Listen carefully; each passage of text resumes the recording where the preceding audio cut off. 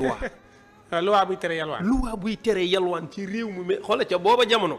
nekk ci réewum sous-développé ay nit nekk fa. ñii handicapé ñii silmaxa ñii amuñu liggéey ñii xiif ñuy nga yow nga xoola nga am sañ-sañu bind loi buy tere yalwaan c'est-à-dire après ñii bind loi yow da nga naan est-ce que ñii duñ foon lu bon ba pare toog di bind ay loi bi jàll na de. loi bi ci boppam. te ragal naa mu appliqué ko moom mii. mënu koo appliqué sax moom. tam jàll. wallaay mënu loi lay sukkandiku. waaw léegi nee ko naka appliqué lan moo tax boobu léegi appliqué wu ko. montant wax na loi bi. mi ngi nii day yëkkati. léegi nag loi boo digalee na su déedéet lii ay pneu lay dindi. mais fa mu taxawoon. suba boo fa xëyee fekk fa ay nit yu toog di yalwaan. mën nga ne loi bi da koy tere d'accord mais loi yooyu dañ ko war a réactualiser waat. loi yi nañ ko tëggaat nañ ko xoolaat.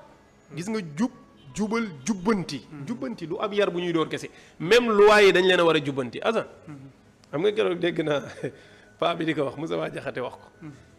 ndegente code pénal bi ñu yore suñu loi yi. day tere nit koy dox te yoroo dërëm. ah.